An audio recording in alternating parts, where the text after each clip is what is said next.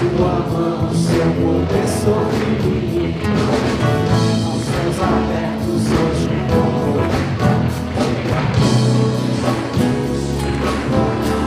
eu quero agora, eu quero agora seu poder, a sua glória inundando meu ser. Vou levantar as mãos, vou receber, vou louvar o nome, pois o Senhor me tornar.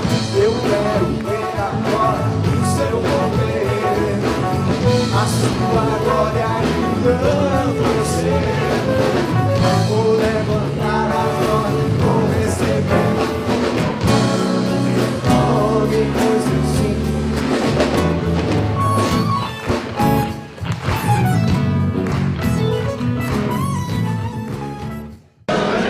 A mensagem do pastor Caio Fábio é uma mensagem renovadora, uma mensagem com uma linguagem nova, realmente uma mensagem que mexe realmente com o coração. Uma palavra de pacificação, uma palavra que trouxesse algo realmente de novo, que pudesse produzir um fruto bom, uma paz, uma tranquilidade gostosa no coração. Transmitir os ensinamentos de Jesus, da transformação interior, que eu acho que é o que a humanidade está precisando, é de entender realmente que é a palavra do Evangelho.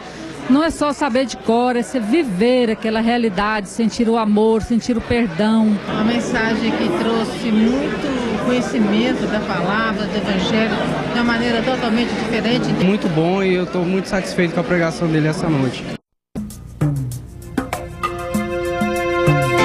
Agora, prepare o seu coração para ouvir a palavra de Deus. Deixe que ela frutifique em sua vida. Filipenses capítulo 3 é uma carta de Paulo que ele escreve estando preso, e ele afirma o fato de estar sendo guardado pela guarda pretoriana, que era uma guarda de elite do Império Romano, logo aqui no primeiro capítulo da carta. E ele diz que estava sendo inclusive um grande benefício para o Evangelho aquela prisão, porque essa moçada da guarda pretoriana era uma guarda de elite. Muitos deles eram quase que, depois de um tempo, candidatos naturais às posições mais elevadas do Império. E que estavam ali, eram designados para cuidar de coisas muito especiais, e eles faziam parte de um rodízio, de modo que de 6 em 6 horas trocava a guarda. E Paulo achava uma maravilha ficar com aqueles dois jovens, cultos, bem preparados, fina flor da sociedade, cuidando dele, o Império Romano pensando que estava colocando o melhor que tinha para cuidar de Paulo, e Paulo uma felicidade danada, porque estava cometendo uma subversão profunda. E ele chega a dizer depois que muitos da guarda pretoriana vão ouvindo a palavra e vão crendo nela. Saudação mais a seguir, ele diz: muitos da casa de César vos saúdam. Isso é sal da terra, o cara desaparecido no nada, dando um gosto cuja fonte brotava da prisão. E ele diz no capítulo 3, mantendo uma ênfase frequente de otimismo, na carta toda, onde toda hora ele diz alegrai-vos, alegrai-vos, chega a dizer, me desculpem repetir, alegrai-vos, mas é bom que eu repita, para que vocês vivam em alegria, se não chatear vocês, não me chateia repetir a mesma coisa. Alegrem-se, regozijem-se, mantenham ânimo, a disposição mental.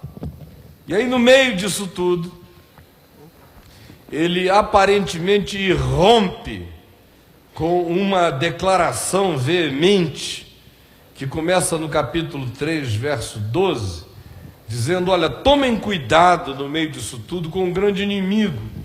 E o grande inimigo é aquele que subverte a mente, é o que corrompe esse estado mental.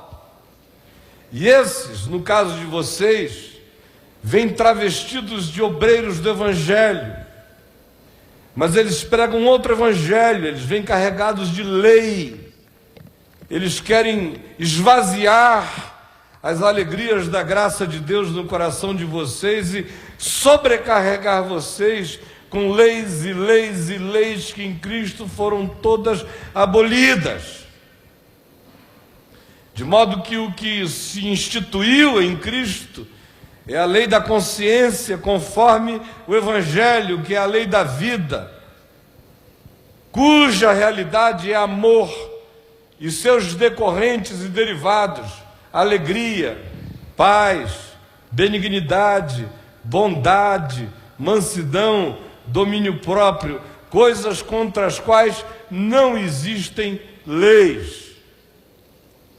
E aí ele rompe e diz o seguinte: acautelai-vos dos cães, acautelai-vos dos obreiros, dos maus obreiros, acautelai-vos da falsa circuncisão, ou da mutilação, como diz o texto original, porque nós é que somos a circuncisão, nós que adoramos a Deus no Espírito, e nos gloriamos em Cristo Jesus, e não confiamos na carne, o que aqui em Paulo significa não confiamos na justiça própria, nesse poder da autojustificação, que ele chama de a carne, na presunção da autojustificação. Bem que eu poderia confiar também na carne. E aí ele explica o que seria esse confiar na carne. Estão todos aqui prestando atenção?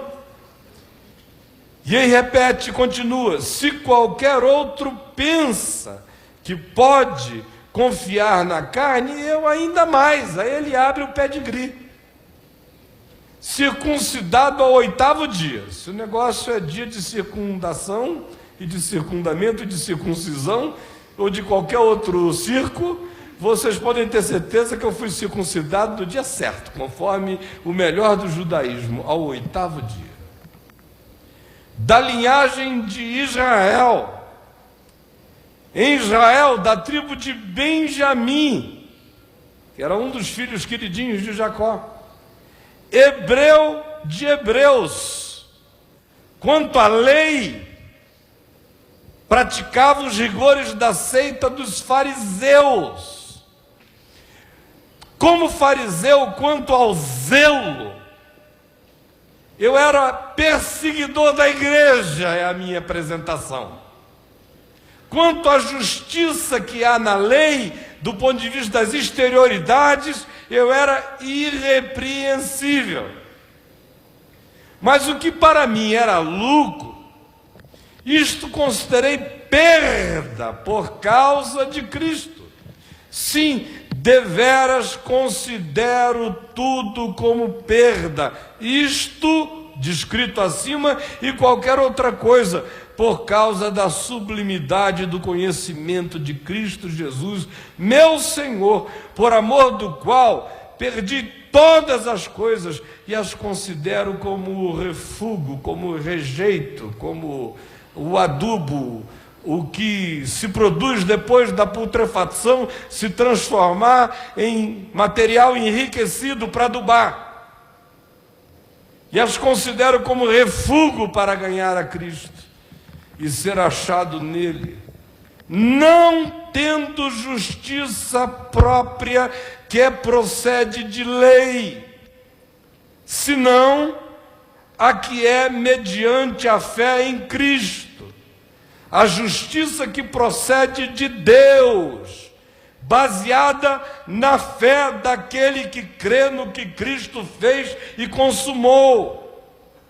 Isto é assim, diz ele, para que eu o possa conhecer, para o conhecer, sem que você faça essa viagem, sem que a mente sofra essa revolução, sem que os valores ganhem essa inversão, sem que se abandone a carne, a justiça própria que procede de lei, e sem que se receba, tomando posse exclusivamente da justiça que é de Deus, mediante a fé em Jesus Cristo. o resto não continua. Para aqui.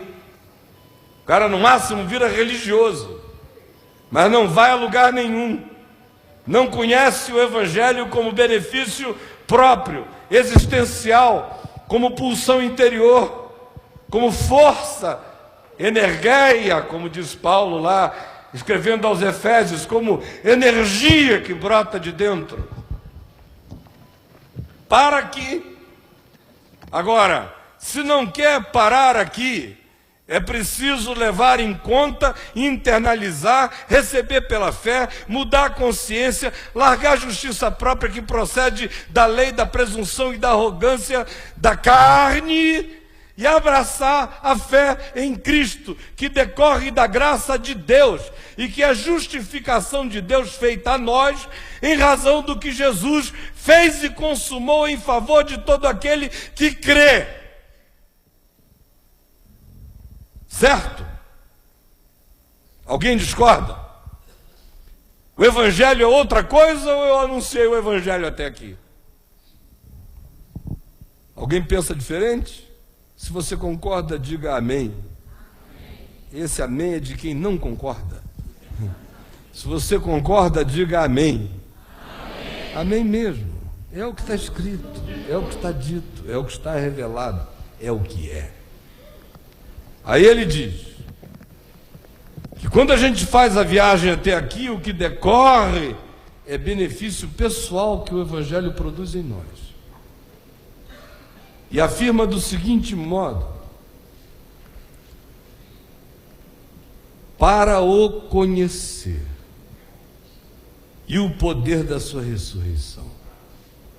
Para conhecer Jesus e experimentar o poder da ressurreição dele existencialmente em você. Senão, o Evangelho não produz nenhum benefício. Ele morre do lado de fora como religião, declaração de fé, doutrina, mas não entra na gente e não produz conhecimento de Jesus interior, experiencial, existencial, pessoal, e nem promove a manifestação do poder da ressurreição dele em nós, e nem nos faz partícipes dos seus sofrimentos, que não significa viver uma vida de dores, pesares e angústias, buscando de maneira masoquista a experiência da dor, porque é uma contradição com o espírito da epístola, que o tempo todo diz: alegrai-vos, olhem para cima, levantem a cabeça, vivam de modo bom, de maneira que ter comunhão com os seus sofrimentos significa conformar-se com ele na sua morte, que é o que segue aqui. Conformando-se com ele na sua morte, significando o quê? Eu morri com Cristo, eu dou razão a isso, eu não estribucho mais, eu estou morto. Me conformar com Jesus na sua morte é não ter mais tremor do rabo da lagartixa, sabe? Ou da tartaruga que a gente corta a cabeça e ela fica assim 4, 5 horas abrindo e fechando a boca sozinha fora do casco. Ou que você às vezes joga o coração dela na panela fervente e o coração ainda está pulsando. A maioria dos crentes que eu conheço não se conformaram com a morte de Cristo. O cara esperneia para lá, esperneia para cá, ele sacode, ele quer dar um jeito. Aí tem hora que ele diz assim: hoje eu acho que eu seguro daqui para frente, obrigado pela força, Senhor Jesus, mas eu aguento a barra, acho que cheguei no ponto em que eu posso levar sozinho. Vou desligar o piloto automático e vou no manual. Aí ele vai, se arrebenta ali na frente. Mayday, Mayday, meu Deus, meu Deus, meu Deus. Se conformar com a morte de Jesus é parar de estribuchar. É parar com toda a justiça própria, com todo espasmo legalista. Estou conformado, eu descansei com ele na cruz. Nas tuas mãos eu entrego o meu espírito, e eu entreguei o meu junto. Me conformei com ele na sua morte, para, de algum modo, alcançar ressurreição de entre os mortos. De um lado ele diz, você conhece o poder da ressurreição existencialmente, e no final ele diz, você vai alcançar a plenificação da ressurreição. Aí ele prossegue e diz o seguinte, não que eu o tenha já recebido. Olhem para mim, ele diz, vocês não estão enxergando um cara acabado. Eu continuo existindo, eu já tenho esse entendimento, eu compreendi essa revelação, eu obtive esse discernimento, eu compreendi qual é o alvo. Deus me deu a graça de saber o que é. Agora, não é porque eu sei o que é, que eu estou dizendo a vocês que eu já alcancei tudo. Eu estou em processo. Sou um hebreu junto com vocês no caminho. Não que eu já o tenha recebido ou tenha já obtido a perfeição, mas prossigo para conquistar aquilo para o que também fui conquistado por Cristo Jesus. Ou seja, ele declara que de um lado ele se sabe inacabado, de um outro lado ele é um ser em processo, cotidiano, constante e frequente. E ainda, ele tem consciência de que o chamado de Deus em Cristo para cada um de nós não é para nos fazer pessoas estaticamente estagnadas, paralisadas, adormecidas, fazendo uma confissão de fé religiosa, jactante, arrogante, engessada, presunçosa e que se dá como definida, como acabada, como finalizada, sem que haja mais nada a ser acrescentado. Acréscimos agora só podem ser feitos aos incrédulos, aos de fora, aos que a gente convida e torce para o cara se tornar igual a nós, esse ser parasitário. Ao contrário, ele diz que essa conversão chama o indivíduo para um propósito em Cristo. Ele busca conquistar aquilo para o que ele já foi conquistado por Cristo Jesus. Conquistado eu já estou. Estou, todavia, como um conquistado em processo de tomar posse daquilo para o que eu já fui conquistado. Eu fui conquistado para aquilo, meu coração está seduzido por isto, não há mais nada que eu possa fazer para mudar o significado dessa visão e desse chamado. Eu, todavia, não obtive ainda a perfeição, mas não mergulhei na paralisia. Eu prossigo para conquistar aquilo para o que eu fui conquistado. Irmãos, falando de mim, diz Paulo, não julgo havê-lo alcançado, mas uma coisa faço. Essa é a salvação existencial de cada um de nós, é não julgar haver alcançado nada. Quando o cara diz, eu já sei, já percebi, já discerni, já entendi, não há mais novidade, ele paralisou, ele morreu. A salvação está em poder dizer, quanto a mim não julgo havê-lo alcançado. Dizer isso todo dia. Porque a meta dessa vocação, se é de Deus em Cristo, é inesgotável. Não julgo havê-lo alcançado, mas uma coisa faço, uma só, porque só uma é necessária. Esquecendo-me das coisas que para trás ficam e avançando para as que diante de mim estão, prossigo para o alvo, para o prêmio da soberana vocação de Deus em Cristo Jesus. Agora olhem aqui para mim. Ele diz, olha, eu não alcancei, Eu fui conquistado, estou em processo de conquista, não sou um ser acabado, experimento o poder da ressurreição em mim, me conformo com a morte de Cristo em meu favor e não estribucho, aceito a justiça que vem de Deus e deixo os tremores e os espasmos da justiça própria, me pacifico na comunhão dos sofrimentos de Cristo, me conformo com Ele na sua morte e sei que eu vou experimentar uma ressurreição superior, plena e completa. Hoje, aqui, eu não julgo que eu alcancei, eu apenas discerni, mas eu estou em processo de chegar lá. E nada vai me impedir de continuar nesse processo interior de alcançar aquilo que eu já discerni. E uma coisa eu faço. Aí essa uma coisa que ele diz tem dois desdobramentos. Essa uma coisa que ele afirma é: prossigo para o alvo. Só que para prosseguir para o alvo, ele diz que duas coisas precisam ser feitas. Uma é esquecer as coisas que para trás ficam.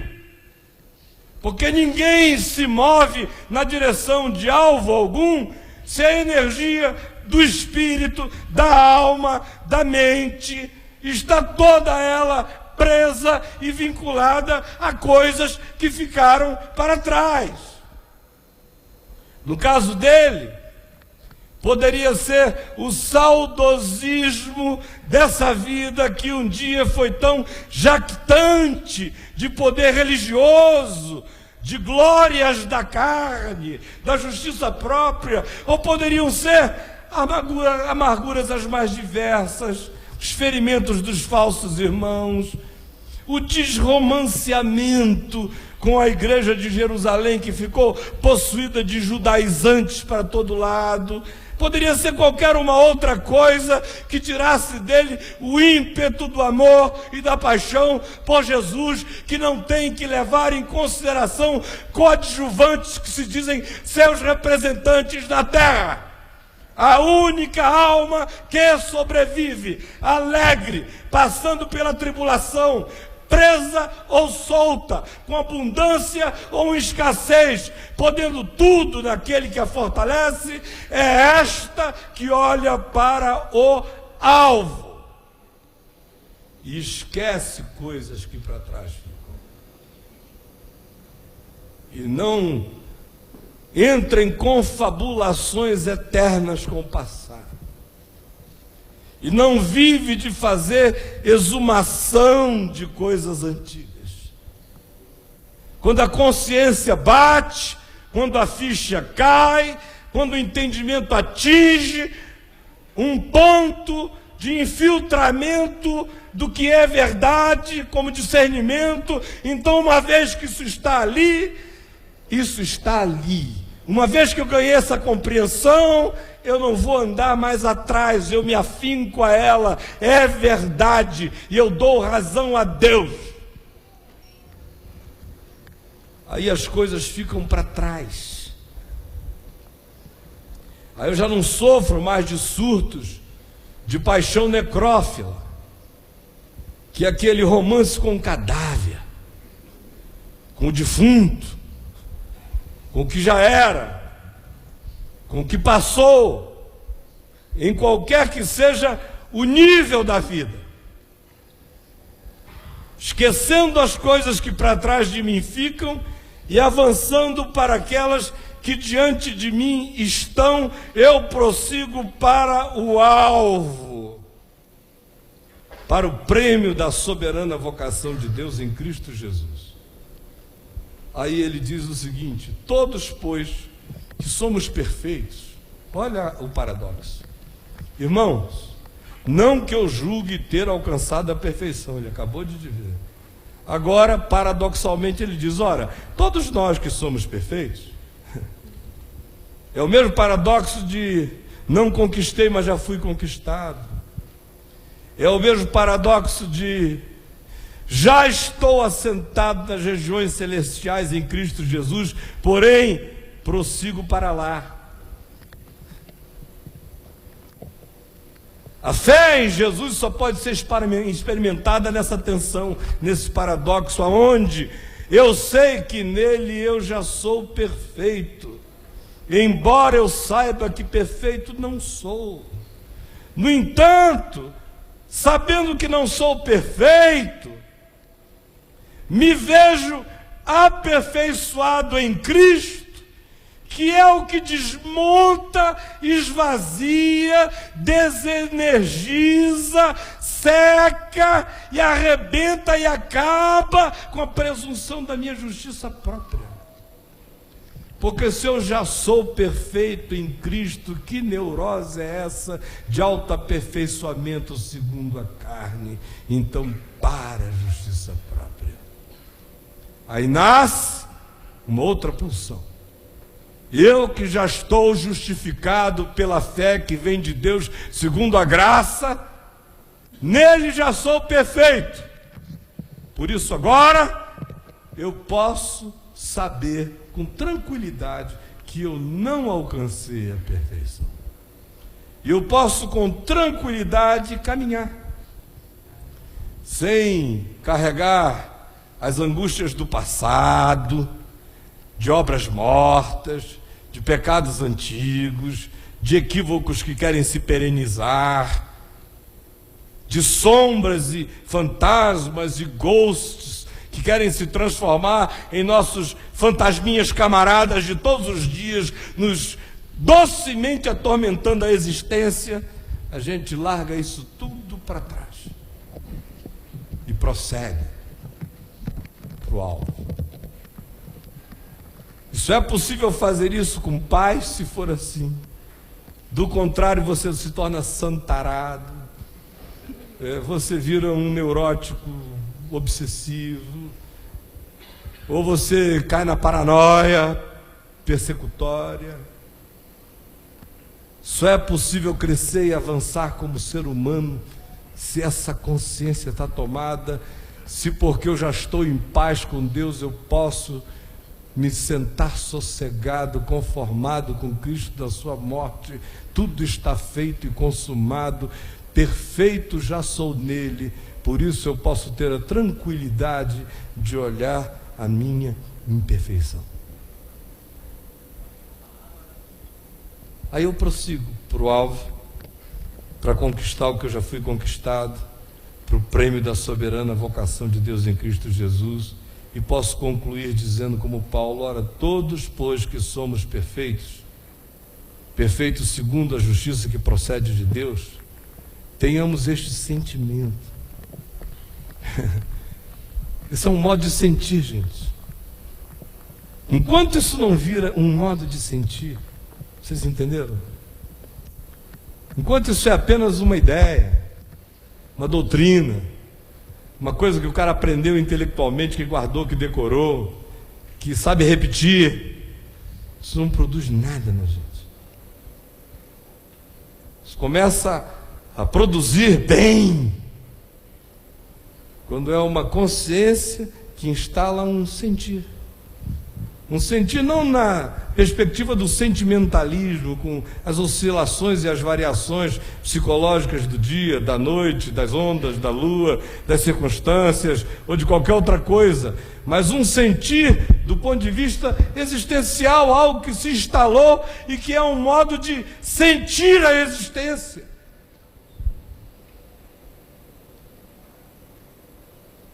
Todos que somos perfeitos tenhamos este sentimento. E se porventura pensais de outro modo, também isto Deus vos esclarecerá.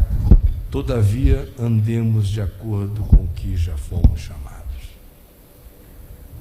Essa é a leitura. E agora eu vou começar a pregar.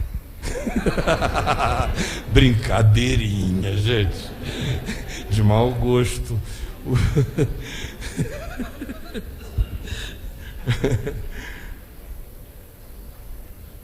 Deus os abençoe e vão na paz do Senhor. Vocês conhecem a historinha daquele garoto, filho de pastor, que o pai teve que viajar para ficar um tempo fora e não tinha ninguém a quem incumbir de pregar e pediu ao filho que o substituísse. E aí no primeiro domingo o garoto subiu lá no púlpito e não tinha o que pregar, apavorado, gelado, trêmulo, ansioso, angustiado, diarreico. Aí olhou aquela multidão, aí disse assim: meus irmãos, vocês sabem o que eu vou pregar? Aí o povo disse: não, diferentemente de vocês que ficam calados, né? Não.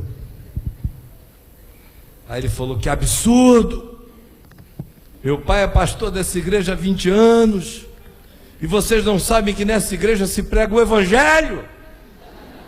Pois vão para casa pensar nisto. Até domingo que vem. Aí no domingo seguinte a moçada voltou. Aí lá estava ele. Chegou ali já um pouco menos nervoso. Falou: meus irmãos, vocês sabem o que eu vou pregar hoje? Aí todo mundo: sabemos. Ele falou: então, graças a Deus, todo mundo já sabe, não é preciso repetir as coisas, vão na paz de Deus. Aí a assembleia se reuniu durante a semana e disse: não é possível. Aí combinaram numa assembleia secreta, sem a presença do filho do pastor, que no domingo um grupo iria dizer sim, outro grupo iria dizer não. Aí ele ia ter que pregar. Aí ele chegou lá e perguntou: vocês sabem o que eu vou pregar hoje? Aí um grupo: sim, o outro: não, sim, não. Ele falou: então ótimo, quem sabe, ensine para quem não sabe, e Deus os abençoe. É mais ou menos isso. Cabe a leitura, agora quem sabe, ensine para quem não sabe. Mas eu quero terminar, de fato, perguntando uma coisa, porque a gente chega muito bem até aqui. No entanto, surgiu uma única questão: qual é o alvo da soberana vocação de Deus em Cristo Jesus? Porque existe uma soberana vocação de Deus em Cristo Jesus que toma o nosso corpo corruptível e torna em corpo incorruptível, que apanha a nossa animalidade e a absorve na perspectiva absoluta do Espírito, que gera a nossa completação e a nossa planificação e produz um processo de individuação total, que é como o Apocalipse descreve, quando dá uma pedrinha branca para o vencedor, em cuja pedrinha há um nome que ninguém conhece, exceto aquele que o recebe. Numa linguagem psicológica, esse é um processo de individuação profunda, absoluta. O indivíduo vira indivíduo, sem todas essas coisas que a gente chama de eu, e ainda não somos nós.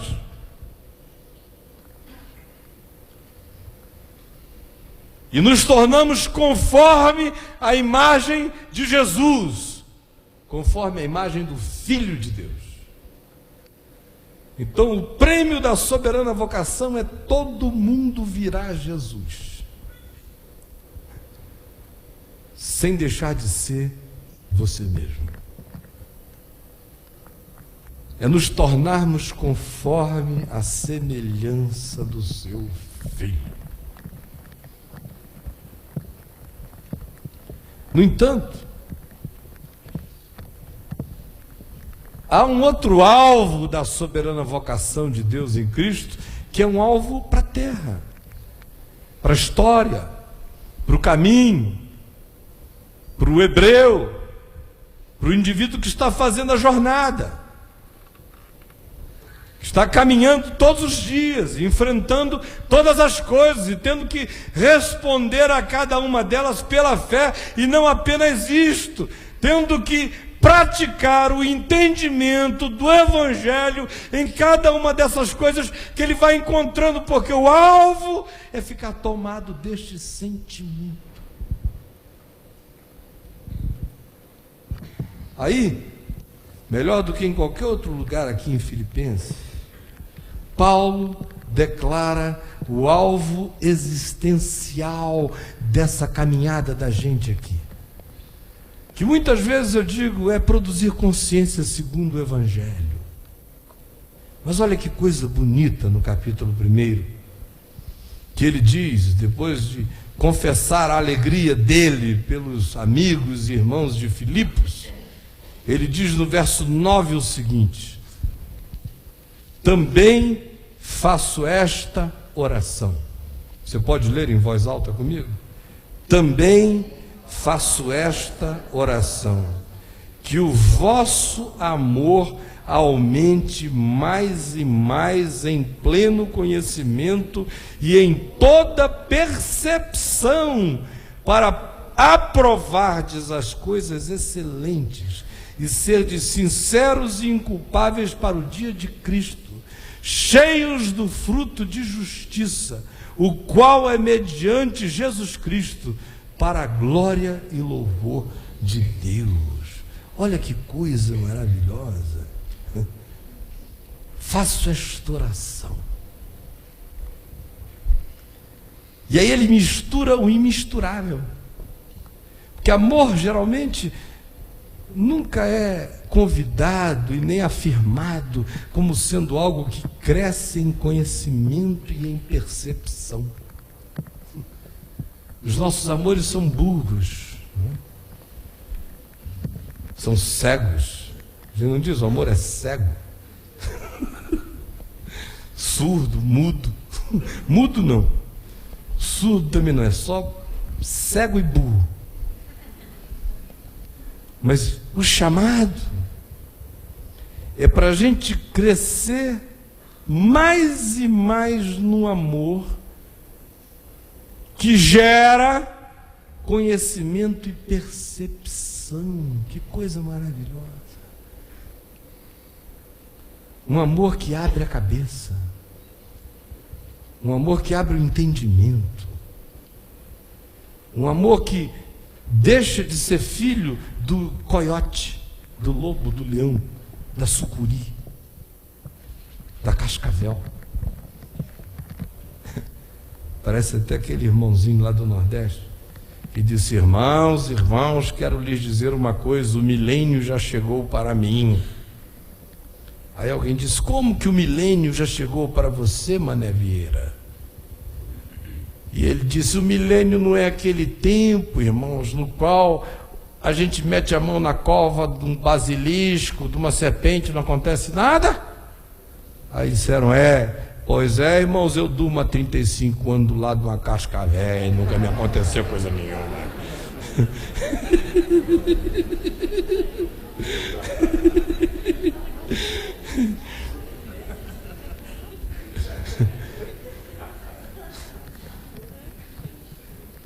Esse, obviamente, não é um entendimento segundo o Evangelho.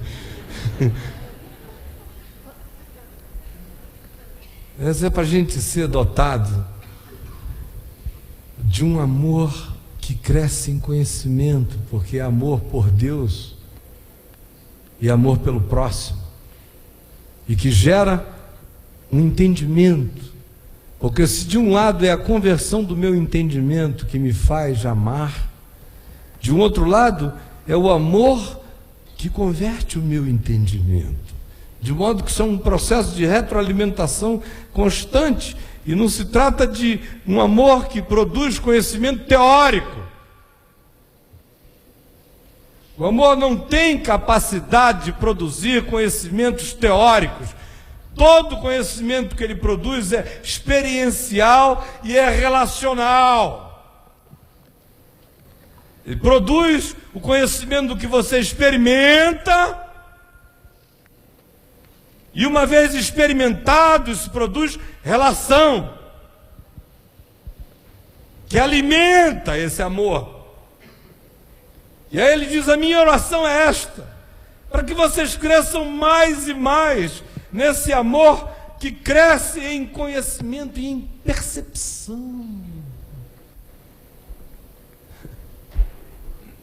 Que é uma palavra que cristão não gosta, né? Parece uma palavra esotérica. Percepção. É psicológica demais. Percepção. O cara se desentope, o amor desentope você. Porque vai tirando e exorcizando preconceitos, exorcizando ideias fixas, exorcizando direitos da justiça própria, sai. Exorcizando cultura familiar estratificada, que o cara diz, meu bisavô era assim, meu avô era assim, meu pai é assim, eu sou assim, e meu filho, ai dele se não for conforme nós. E aí isso é criar a lei do karma.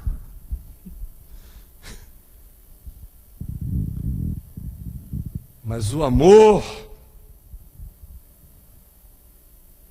ele cresce em inteligência espiritual e emocional, em discernimento, e ele desentope a gente, de tal modo que as nossas percepções se abrem.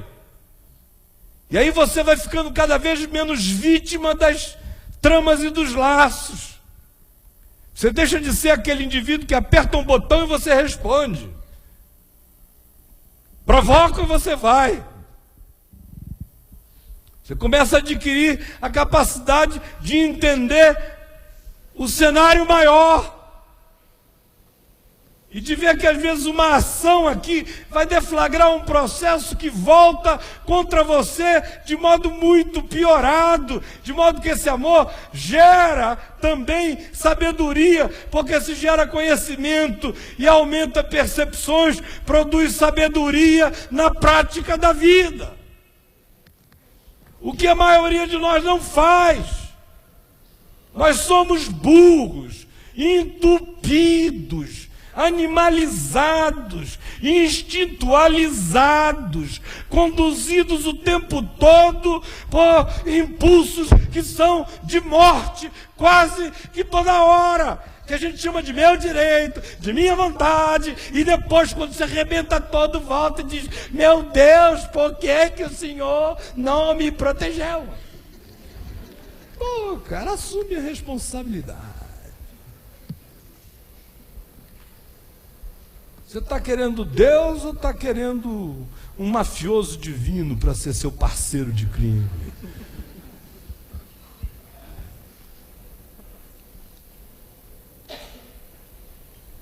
Aumenta a percepção. Esse é o alvo. E aí, quando aumenta a percepção, o que acontece? A gente começa a dar razão a Deus em tudo. A gente para de ficar com essa briga com Deus. A gente fica quase o tempo todo dizendo assim, ó, eu sei e estou certo de que a palavra revelada de Deus me ensina esse espírito. Isto é o Evangelho. Mas no meu caso, Deus vai fazer uma concessãozinha. A gente fica o tempo todo dizendo, no meu caso, eu vou dar uma volta. Eu vou ter o carisma de seduzir Deus. E eu não aprovo nunca as coisas excelentes. Eu fico sempre aprovando as coisas medíocres, as coisas pequenas, as coisas menores, as coisas da barganha, as coisas da troca, as coisas do direito adquirido, as coisas das brigas, as coisas das razões, as coisas das explicações intermináveis, da necessidade de vitória. Ao invés de simplesmente aprovar as coisas excelentes e viver de modo sincero, sine cera, sem cera, com a consciência inculpável para o dia de Cristo, inculpável porque está justificado em Cristo e inculpável porque trata da questão da culpa de maneira livre, deixa para trás e prossegue para o alvo. Essas pessoas existem como uma árvore cheias de frutos de justiça, frutos do que é bom, frutos gostosos da vida. E esses frutos acontecem porque nós estamos ligados em Jesus Cristo, é mediante Jesus Cristo que é a videira verdadeira, onde a gente é ramo. Isso acontece para o louvor e a glória de Deus. Então olha aqui para mim, terminado está. Só para acabar. Olha para mim um pouquinho. Esse é o nosso chamado na terra.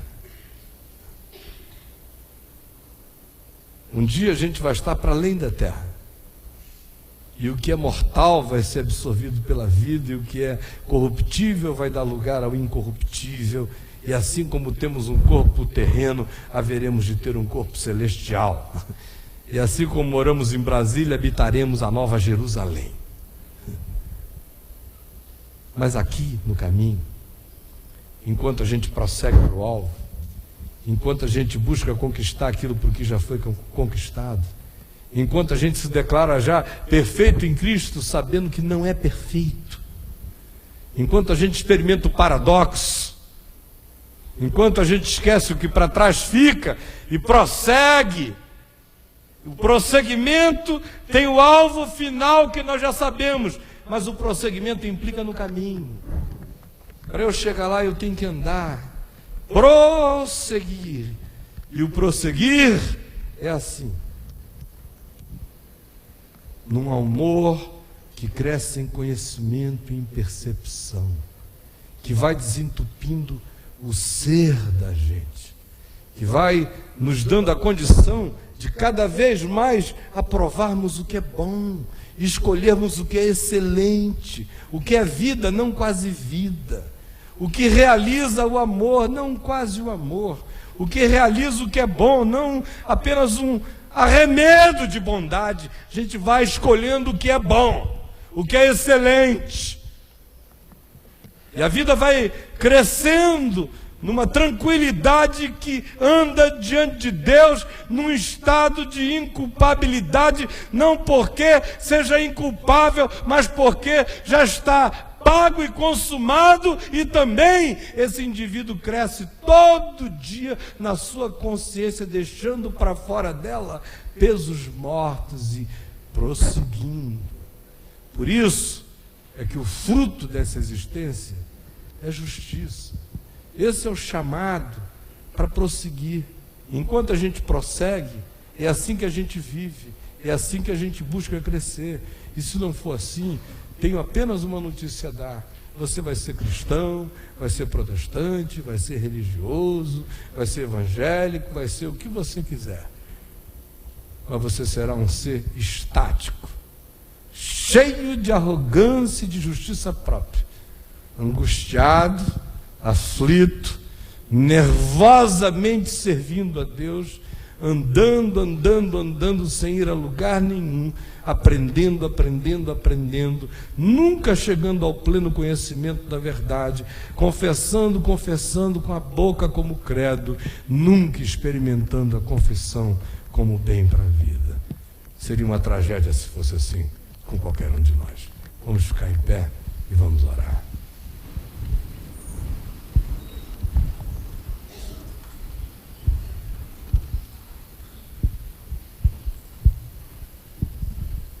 Olha só,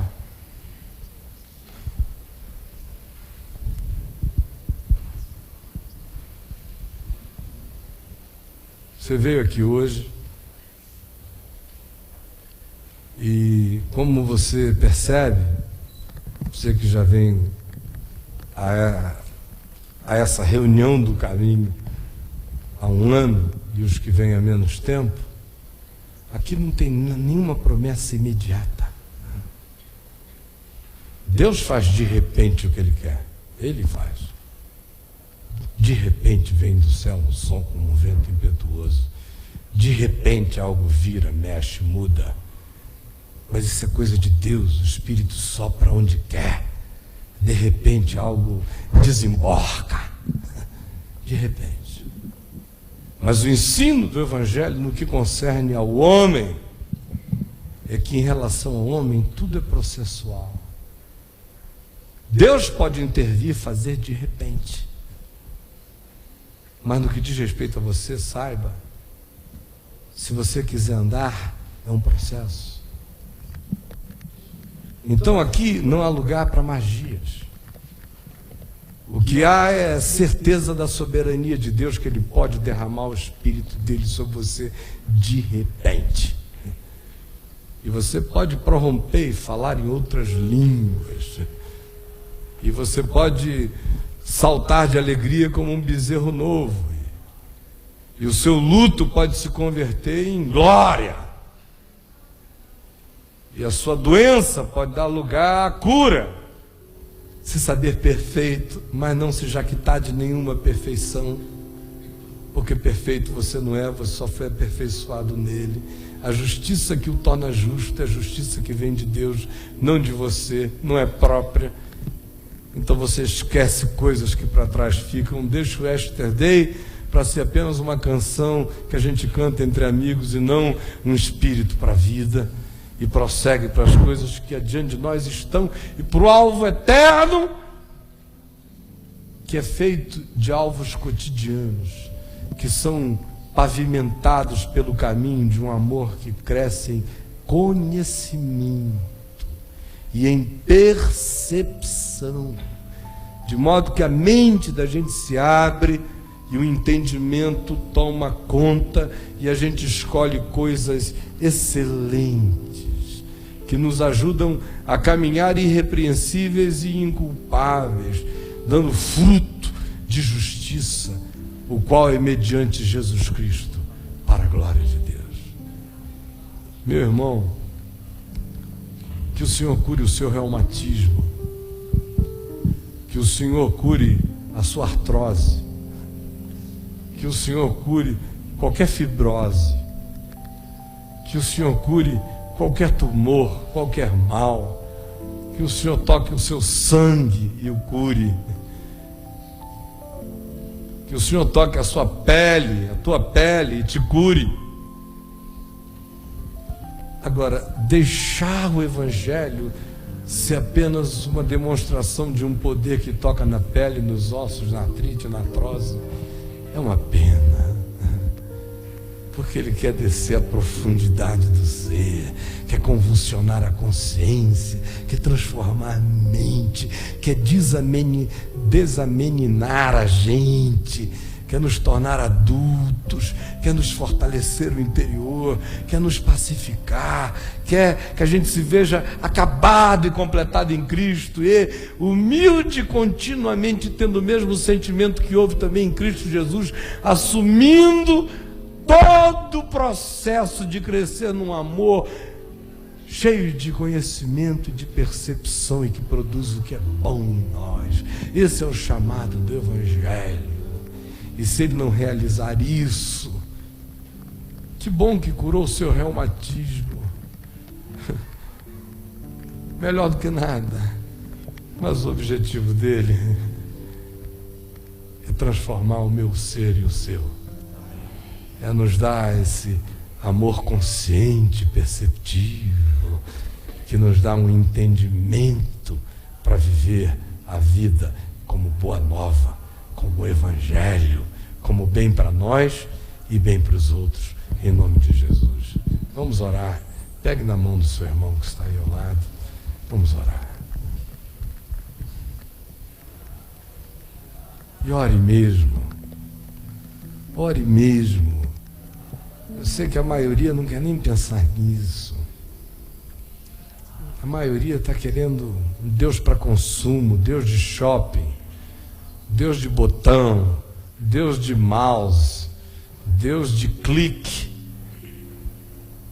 Mas o Evangelho é poder de Deus para a salvação e para a transformação de todo aquele que crê. E o chamado dele é para que a gente desenvolva a nossa salvação com temor e tremor, porque é Deus quem efetua em nós tanto o querer quanto o realizar. E a confissão é esta: aquele que começou a boa obra em vós há de completá-la até o dia de Cristo Jesus. Ó Espírito Santo, dá que o Evangelho tenha poder mais sedutor do que todos os apelos imediatistas e mágicos que são feitos sobre o teu povo, apelos que apenas adiam para sempre o encaramento da verdade, de que o lugar profundo que tu queres curar é o interior de cada um de nós, nos desentupindo com uma lavagem de amor de dentro para fora, nos enchendo de conhecimento de Deus, de entendimento da vida, de percepções abertas e frutuosos em doce justiça. Por favor, realiza essa pacificação no coração de cada um aqui. Coloca essa ambição, esse desejo, essa vontade. Coloca dentro de nós essa bendita inquietação que não quer parar, que não encontra um lugar de aposentadoria na existência. Ajuda-nos a crescer no amor, que se abre em conhecimento e percepção. Por favor, faz isto. E eu rogo também em teu nome, por cada um dos doentes do corpo, dos ossos, da pele, do sangue. Peço, sobretudo, pelos doentes da alma e por aqueles que estão doentes no espírito. Por favor, que a luz do teu espírito os desperte de entre os mortos e que a mão de Jesus os cure de todo mal. Que seja assim sobre os meus irmãos e que seja assim sobre mim também. E eu te peço que tu nos dês uma semana abençoada. Te rogo pelo Brasil e peço que tu derrames a tua luz sobre este país e sobre os acontecimentos que no momento atraem tanto a nossa atenção. Te rogo pela terra, pela ONU, pelos presidentes das potências mundiais, pelos que sofrem da síndrome de Lúcifer, pelas bestas do presente momento histórico, pedindo que tu tenhas misericórdia do mundo e que tu faças derramar sobre as consciências um entendimento que diminua as angústias presentes da terra. Nós te rogamos em nome de Jesus, o sumo sacerdote eterno, segundo a ordem de Melquisedeque, hoje e sempre. Amém e amém.